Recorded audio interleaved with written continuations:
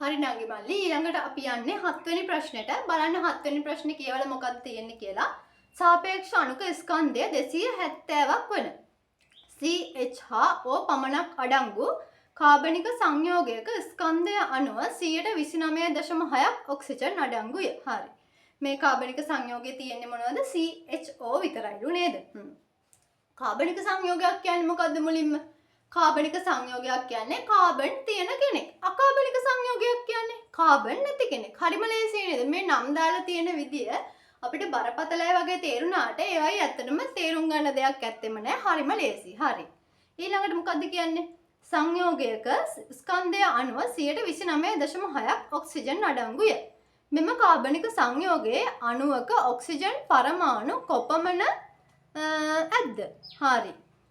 මොකක්ද අපෙන් අහන්නේ මේ කාබනික සංයෝගයේ එක අණුවක් ගත්තාම මම ඔයාලට කලින් වීඩියෝ එකේ කියලා දුන්නා අණු පරමාණු වල වෙනස මොකක්ද කියලා. මේකේ එක අණුවක් ගැන අහන්නේ. ඒකේ තියෙන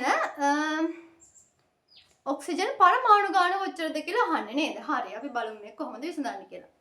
සාපේක්ෂ අණුක ස්කන්ධය 270. ඒ කියන්නේ මේක මොකක් වගේද? CX H Y ඊට පස්සේ O Z මොකක් හරි සංයෝගයක්.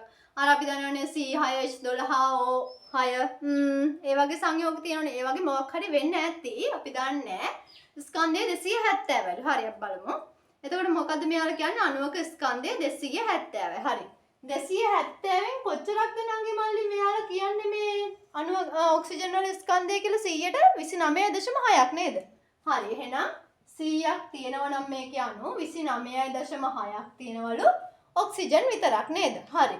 එතකොට බලන්න නංගි මල්ලි දැන් MCQ කරලා පුරුදු ළමයෙක් මේ ට්‍රික් එක දන්නවා. දැන් මෙහෙම ඒවා තිබ්බහම අපි මේක කෙලින්ම පහක් කරගන්නවා. හරිද? 0.6යි 0.5යි කියලා ලොකු වෙනසක් නැහැ. අපි ඒක කෙලින්ම 0.5ක් කරගන්නවා. 0.5ක් කරගෙන අපි මේක සුළු කරන්න ලේසි විදියට හදා ගන්නවා. හරිද? එතකොට මෙතන අපි කෙලින්ම 29.5 කියලා ගන්නවා. හරිද? එතකොට 29.5 කියලා අරගෙන මේ 270 බිඳුව තියෙනවනේ. මේක කෙලින්ම මෙතන දශම ස්ථානයට පන්නනවා. හරිද? එතකොට කීයද? 27 වාරයක් 295 බෙදීම 100 නේද? හරි. දැන් 100 පහෙන් බෙදුවහම කීයද? 20යි. 295 පහෙන් බෙදුවහම කීයද? බෙදලා බලන්න නංගි මල්ලි. 25යි, ඉතුරු 4යි, 45යි, 9යි. 59යි නේ? හරි. මෙතෙන්ට 59යි.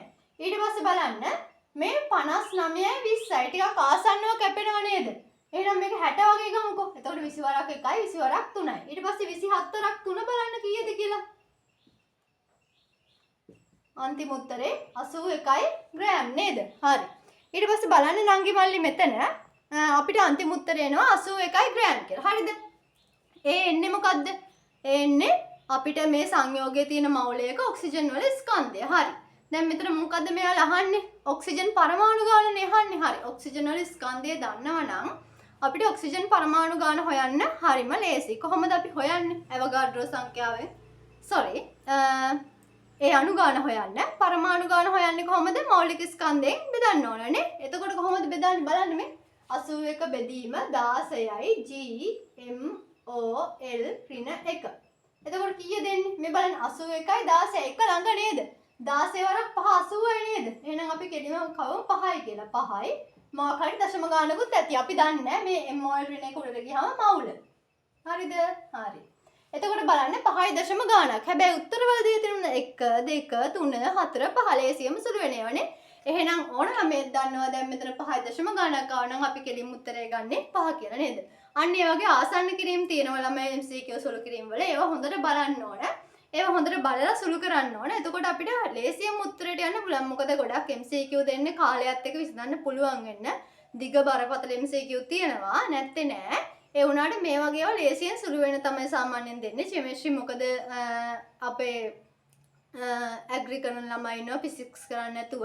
එතකොට ඒ ළමයිට සාධාරණයක් වෙන්න තමයි පේපරේ දෙන්නේ. ඉතින් බලන්න මේ වගේ සුළු කිරීම් තියෙනවා. ඒවා බලලා හරියට සුළු කරන්න.